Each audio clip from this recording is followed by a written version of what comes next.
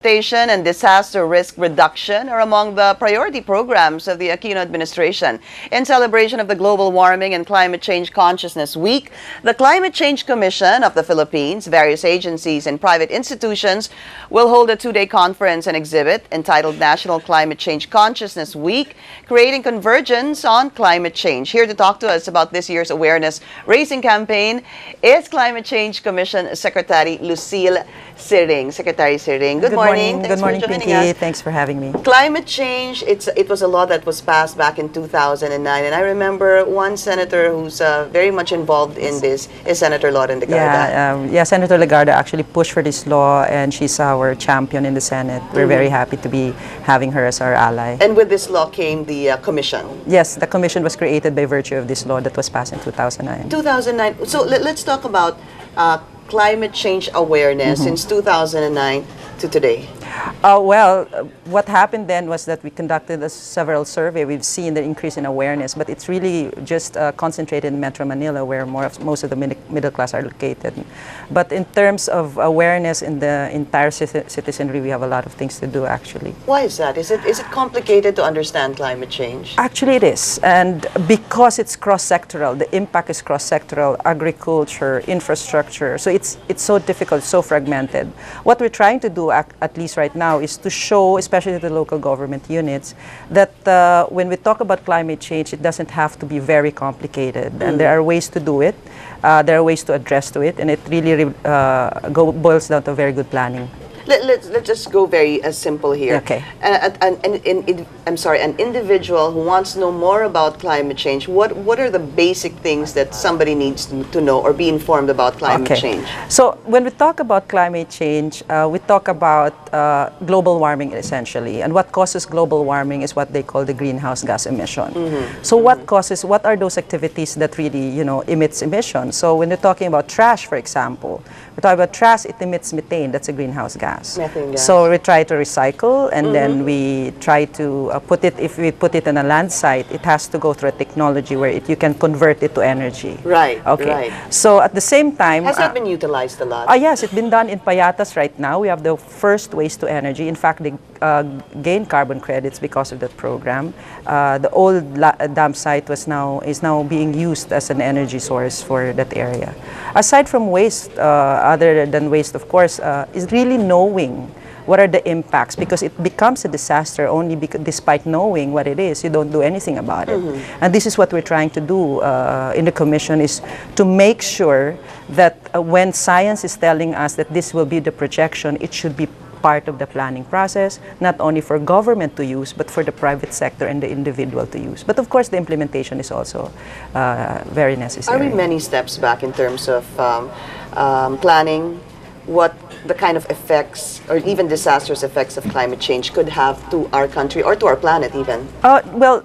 Well, with respect to our country, we're saying we're in the infant stages of doing this, and we just have to be honest with it. Yeah. But we've been very active in negotiations internationally since 1992. Somehow it was not translated to our budget. So what we're doing right now is to really be noisy to make sure that our national government now takes in consideration the future projection.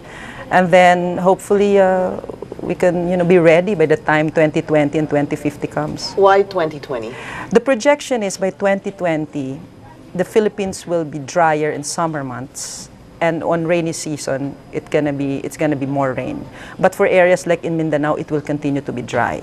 So that's just rainfall. That's just one impact. So if we know that this is the projection, what's really wrong of preparing for the worst case scenario? So it will have an impact potentially on agriculture. It will have an impact potentially on energy in Mindanao, which relies substantially on hydropower. And even on mining, which is a water-intensive activity. So the biggest impact, if you're talking about Luzon, Visayas, and Mindanao in the Philippines, is more Mindanao. It's really more Mindanao. But also, the thing is, Maplecroft came out with a vulnerability study that places the Philippines number 6 in the world to be most vulnerable. Really? Yeah, and we're behind Bangladesh and all these countries, and probably we're in the top 6, which is a middle-income country. That's not very encouraging. Right. The reason why we're vulnerable, two things. First, exposure. There's just too many people exposed to this risk, and the Philippines is a mecca of all these disasters. Second is the capacity to adapt to this risk.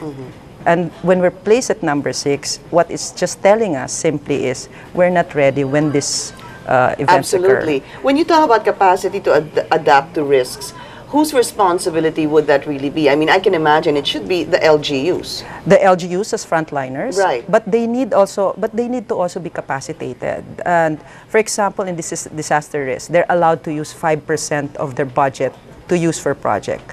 But if you're a 6-class municipality with How this much is that? how much is 5%? Yeah. So what we're trying to do is teach our LGUs how to be resourceful, how to leverage the 5%, and the national government should also react to those needs.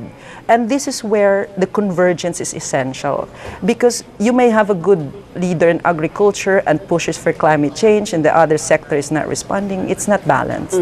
So the convergence is essential. You can see the results maybe in a shorter time, and you can use resources of the agencies to support LGUs. But would you say there's been neglect in past administrations? Well, I would like to be diplomatic. I don't want to say neglect, but let's just say this. We've been talking about climate change since 1992 at our level. The budget did not react to that. I don't know if that's neglect. Then, at the same time, during the previous administration, even before the Gloria administration, there was no mention on climate change. And it is only now in the Aquino administration that has been really put a lot of emphasis. So neglect, maybe more of there's not a lot of motivation until Ondoy hits us, and and then all this kelp and thing is happening. And we are very reactive as a people, and because when you react, you see results right away. May baha, tulungan mo, nakuha mo yung tao, nakita mo yung results. But when you do proactive, it takes time. You have to wait for the bagyo to happen before you say you did a good job. So, yes. So are we on the proactive stage? Yes, or we have to do that. We still on the reactive stage? We are still in the reactive stage, actually. Just to be honest, we are. But there are a lot of best practices. That's what we're trying to show. There are a lot of LGUs are doing their stuff already. Governor Joey Salcedo of Albay, for example, is doing a very good job. There are a lot of governors who are doing a lot of things already. And we want to highlight that. And we want to highlight that things are going on, and the private sector can come in to help, because government doesn't have enough resources to do this. Okay. And so we look at all sectors to help.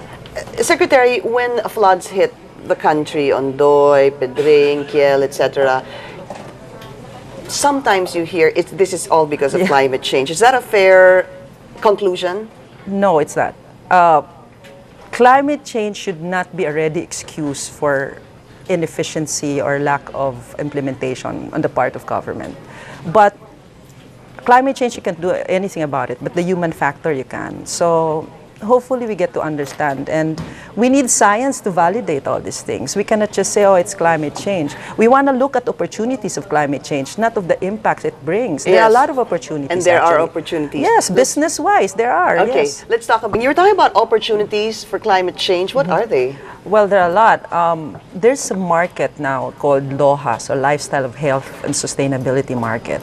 It's a $300 billion market in the U.S., the only one not affected the U.S. financial crisis, and it's growing by 10%. It includes renewable energy, it includes organic farming, it includes ecotourism, and it includes a lot of things that the Philippines are actually naturally gifted with.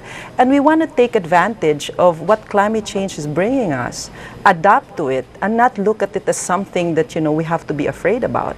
It's a concern, but, there are a lot of things we can do. And $300 billion market in the U.S. alone is a huge market. This is going to take a lot of education. I know, but it has to start. Information dissemination. A lot, and this is what we're trying to do. And you'll be surprised. There are a lot of little things that people probably don't call it as a climate change initiative, right, but they actually are geared towards that. Or climate change gains. Yes, like right, going green, for example, yeah, is one of them. And you do a bike, you exercise, you reduce your consumption of fuel. That's all a part of it. Okay, one last question, Yes. Secretary. What kind of, how involved is the private sector in climate change awareness or programs implementing